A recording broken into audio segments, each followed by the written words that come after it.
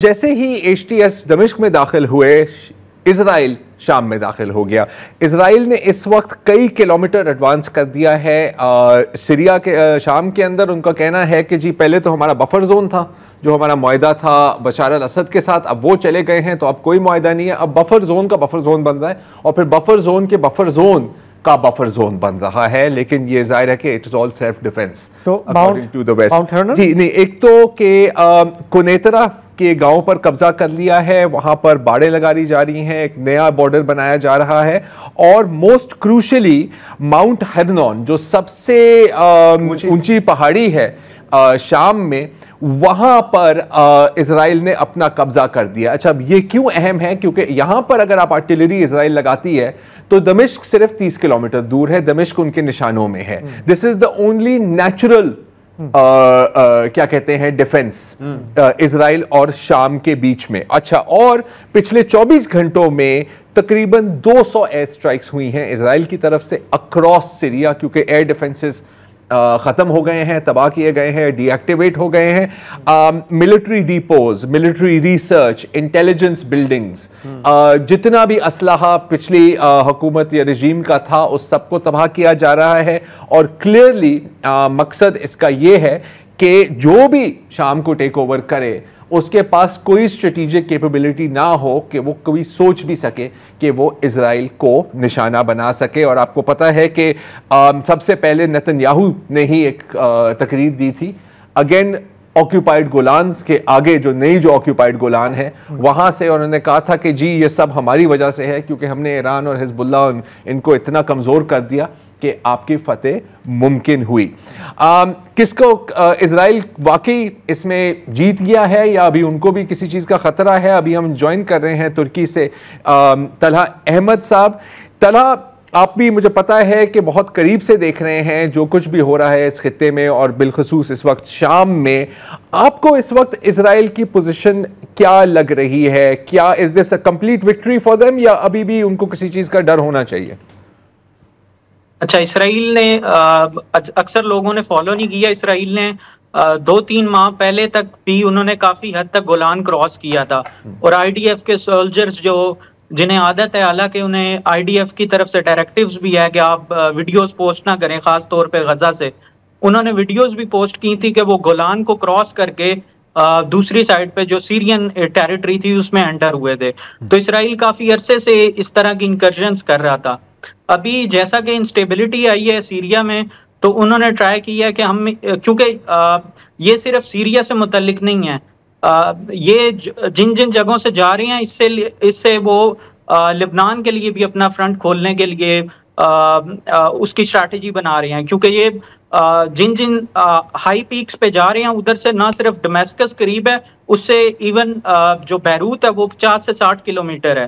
तो वो दोनों साइड से देख रहे हैं कि इन केस अगर लेबनान में सीज फायर नहीं आगे बढ़ता तो उस सूरत में इसराइल सीरिया के थ्रू भी लेबनान पे अटैक कर सकता है और एक मल्टी फ्रंट जंग लेबनान पे वो लगा सकता है। जी अच्छा, अब एक जो और बहुत लोग ये सवाल पूछ रहे हैं कि बशार अल असद की फौज वैसे तो तकरीबन यूजलेस थी, लेकिन एक फ़ायदा जो सीरिया का था हिजबुल्लाह को और शायद एक लिहाज से हमास या फ़लस्तीनियों को भी, कि वो डायरेक्ट लैंड रूट था। अब वो ये ईरान से लेके इराक को गुजर के टू लेबनान, अब वो कट गया है। तो हिजबुल्लाह इस वक्त आपकी नज़र में कितनी कमज़ोर हुई है इस डेवलपमेंट से? अच्छा, एक तो ये गलतफहमी है कि कोई भी रूट शाम का हमास की तरफ जाता था। हमास के लिए मोस्टली जो आर्म्स आते थे वो ब्लैक मार्केट से आते हैं। इसी तरह हिजबुल्लाह के भी काफी आर्म्स ब्लैक मार्केट से वो परचेज करते हैं, लेकिन मेन ये लैंड रूट था जो अब मुमकिन तौर पे कट सकता है। बेसिकली हिजबुल्लाह की हमास की तरह बहुत सी ज्यादा जो स्पेशली स्मॉल आर्म्स वगैरह थे वो हिजबुल्लाह की लोकल प्रोडक्शन थी, लेकिन जो हिजबुल्लाह की मिसाइल प्रोडक्शन थी वो स्पेशली सीरिया से होके ईरान सीरिया के थ्रू डिलीवर करता था। अब अभी तक तो हिजबुल्लाह के पास कैपेबिलिटी है कि वो शॉर्ट टर्म या मीडियम टर्म पे सस्टेन कर सके कॉन्फ्लिक्ट, लेकिन in the longer term Hezbollah को काफी इश्यूज फेस करने पड़ेंगे, क्योंकि ये पूरी सप्लाई चेन उनकी डिस्टर्ब हुई है और ऑलरेडी उनके कम्युनिकेशन सिस्टम और उनके सप्लाई चेन में जो पेजर्स काम है, अटैक सबको मालूम है, उसकी वजह से उनकी ओवरऑल सप्लाई चेन वैसे भी डिस्टर्ब हुई थी बिकॉज ऑफ इसराइली इन्फिल्ट्रेशन। तो अब हिजबुल्लाह को बहुत मोहतात रह के चलना पड़ेगा, क्योंकि अब उनके पास वो सप्लाई नहीं है जो वो एक बड़ी जंग जिसकी वजह से वो लड़ सकें।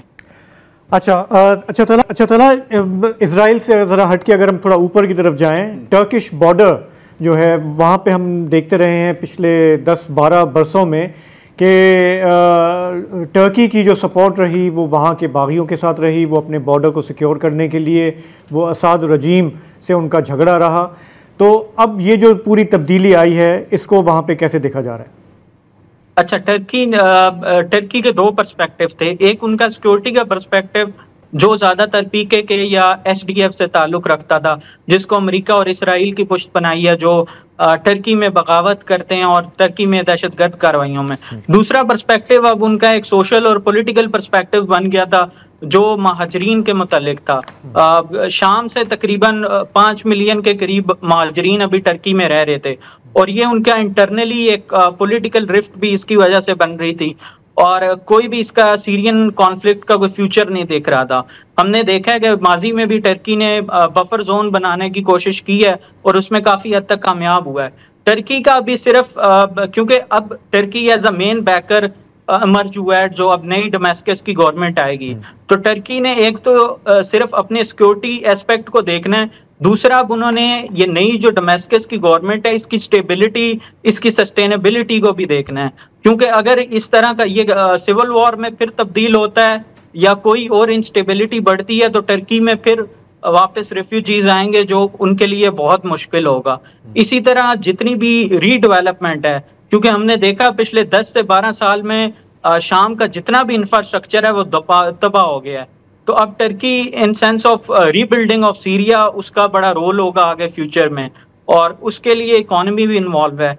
इसी तरह हमने देखा है कि टर्की देख रहे ट्रंप एडमिनिस्ट्रेशन की सीरिया के मुतालिक क्या पॉलिसी होगी, क्योंकि अभी भी सीरिया में जो एसडीएफ है उसको यूएस बैक कर रहा है और यूएस की बेसिस भी हैं। और हमने देखा माजी में भी ट्रंप ने खुद सबके सामने कहा था कि हम तो तेल के लिए बैठे हैं और हम तो तेल लेंगे। तो अभी भी जो ज्यादातर ऑयल फील्ड्स हैं वो उन एरियाज में है जिनको एसडीएफ कंट्रोल कर रहे हैं। तो अभी यूएस की किसी भी इवन दो कि ट्रंप ने प्रोमिसेस किए हैं कि वो डिसएंगेजमेंट करेगा रीजन से, और उसकी रिसेंट ट्वीट भी आई कि हमारा कोई ताल्लुक नहीं है इनसे जो भी सीरिया में हो रहा है। लेकिन अभी तक आप कुछ कमिटमेंट नहीं है यूएस की कि वो आगे रीजन में अपना रोल कैसे देखना चाह रहा है, स्पेशली जब ईरान और रशिया काफी हद तक डिसएंगेज हो गए हैं। अच्छा तला, ये जो यूएस की जो बात की आपने, मैं सवाल पूछना चाह रहा हूँ आपको एसडीएफ और कुर्द्स के बारे में आप करें। अच्छा, ये यहाँ पर एक पोटेंशियल फ्लैश पॉइंट तलहा, क्योंकि कुर्दों को सपोर्ट है यूएस की और वो तुर्की के जानी दुश्मन है, और हमने देखा है कि अभी भी मनबीज में जो तुर्क इत्तेहादी हैं, सीरियन नेशनल आर्मी और जो कुर्द हैं, उनके बीच में झड़पें चल रही हैं। तो एक पोटेंशियल डेंजर नहीं है कि ये थोड़ा एक्सपैंड हो सकता है, कोई नई खाना जंगी शुरू हो सकती है? अच्छा, अभी वो पोटेंशियल जो कॉन्फ्लिक्ट है वो टर्की से बढ़ गया है।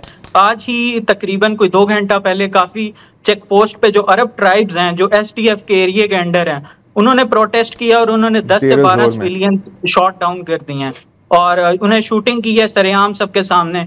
अब बेसिकली जो नई डोमेस्टिकस की गवर्नमेंट है वो चाहती है कि एक यूनिफाइड सीरिया ले, लेकिन इसराइल स्पेशली अभी भी पुश कर रहा है कि हम सीरिया को तोड़ के मुख्तलिफ हिस्सों में तकसीम कर दें, और उसमें एक मेजर पोर्शन कुर्दिस्तान का भी है जो ये एसडीएफ कंट्रोल कर रहा है। और स्पेशली इसमें जब ऑयल के रिजर्व्स हैं तो इसके लिए सस्टेनेबिलिटी का भी इशू नहीं है। तो टर्की के लिए जैसा मैंने कहा कि अब सिर्फ बफर जोन से बात बढ़ गई है, अब सीरिया एज अ स्टेट की तरफ वो उसकी सस्टेनेबिलिटी और उसके रीजनल रिकग्निशन और रीजनल फुटप्रिंट पर बात चली गई है। तो अभी तक तो हम देख रहे थे कि वो कॉन्फ्लिक्ट लिमिटेड था, और हमने देखा कि इनिशियली जब रेबल्स ने पुश किया है हलब की तरफ, तो तब तक एसएनए जो टर्किश बैक्ड है उन्होंने किसी भी किस्म की कोई कार्रवाई नहीं की थी।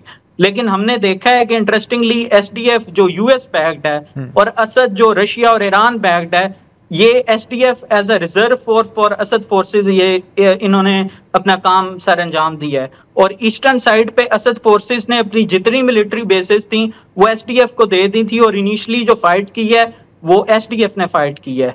तो ये जो सिनर्जी थी with in the Asad forces और एसडीएफ, ये हमें फ्यूचर में भी दिखेगी।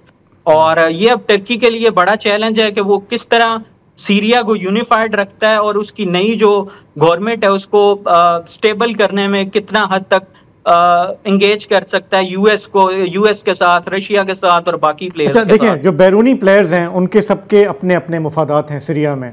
बड़ा सवाल ये है कि अब ये जो इतने सारे जो ग्रुप्स हमने जिनकी आपने जिक्र किया, दे वर ऑल यूनाइटेड अगेंस्ट बशर अल असद, वो अब सीन से आउट हो चुके हैं। और हमें तारीख का तजुर्बा भी ये बताता है कि उसके बाद ये जो ग्रुप्स हैं इनकी आपस में टेंशनें शुरू होंगी, कुछ का आपने भी हवाला दिया भी है। तो एक जो मेजर कंसर्न है, जिस तरह अभी आपने कहा, इजराइल का अपना इंटरेस्ट है, टर्की का अपना है, ईरान का अपना है, तो ये कितना भी प्लॉजिबल है कि शाम बहैसियत एक मुल्क, इसके जो टेरिटरी है, ये इस तरह रहेगा या ये बिखर सकता है? अच्छा, अभी जहां तक शाम की ओपोजिशन की बात है तो इसमें बेसिकली 3 बड़े ग्रोह हैं। एक जो हयातुत तहरीर शाम है जो सीरियन ओपोजिशन मेन है, लेकिन हम देखते हैं ये जो ऑफेंस लॉन्च किया था इस रेबल्स ग्रुप में, इनको लीड तो एचटीएस कर रही थी, लेकिन इसमें 12 और तंजीमें जिसमें बिलखसूस अहरार शाम और बड़ी तंजीमें शामिल थी। और हयातुत तहरीर शाम के तकरीबन सिर्फ 40 से 50% फाइटर थे, बाकी सारे फाइटर बाकी तंजीमों से थे। और हमने देखा है कि गुज़श्ता 2-3 साल में स्पेशली जो इदलिब में और हलब के कुछ हिस्सों में गवर्नेंस जो की है, गवर्नेंस का मॉडल दिखा है। ओवरऑल हमें सारे ग्रुप्स में सिंक्रोनाइजेशन दिखी है, कोऑर्डिनेशन दिखी है, यूनाइटेड कमांड दिखी है, और एक नॉन स्टेट एक्टर से एक स्टेट एक्टर की तरफ जाता हुआ एक ओवरऑल फ्रेमवर्क दिखा है जो इम्प्लीमेंट होता जा रहा है। और अभी तक जो हमें ऑपोजिशन की स्टेटमेंट्स दिखी हैं अभी तक वो यही है कि वो यूनिफाइड सीरिया चाहते हैं, वो इसको तकसीम नहीं होना चाहते। और हमने देखा है कि मेजॉरिटी ऑफ जो एरिया रेबल्स ने फतह किया है उसमें उन्होंने किसी भी किस्म की जंग नहीं की, उन्होंने लोकल ट्राइब्स को एंगेज किया है, लोकल कम्युनिटीज को एंगेज किया है, स्पेशली अलवीज को एंगेज किया है जो बड़े स्टेक होल्डर्स हैं। लेकिन एट लार्ज जो सीरियन पॉपुलेशन है दैट इज नॉट। सॉरी मैं आपकी बात काट रहा हूँ, हमें एक छोटा सा वक्फा लेना है और फिर मैं खाली ये भी पूछते हैं ईरान कितने पानी में है।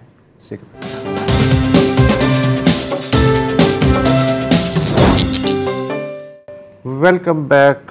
शाम का क्या होने वाला है, इस ये आज हमारा मौजूद गुफ्तगू है। हमारे साथ हैं तज्ज़ियाकार तलहा अहमद साहब। तलहा अहमद, इस पूरे जो पिछले एक हफ़्ते में हुआ है, बज़ाहिर सबसे ज़्यादा जो नुकसान है वो ईरानी इन्वेस्टमेंट को हुआ है, स्ट्रेटेजिक इन्वेस्टमेंट, पॉलिटिकल इन्वेस्टमेंट, और जो एक सो कॉल्ड हिलाल बना था जिसमें कि ईरान से लेके लबनान तक का जो है वो हिलाल बना था, फिर उधर हुसी भी हैं। तो आपको लगता है कि अब ईरान से अकेले निमटना, जो उनसे निमटना चाह रहे हैं हमेशा से, उनके लिए अब ज़्यादा आसान होगा? आप ईरान को फ़िलहाल आइसोलेटेड देख रहे हैं, और ईरान खुद क्या सोच रहा है?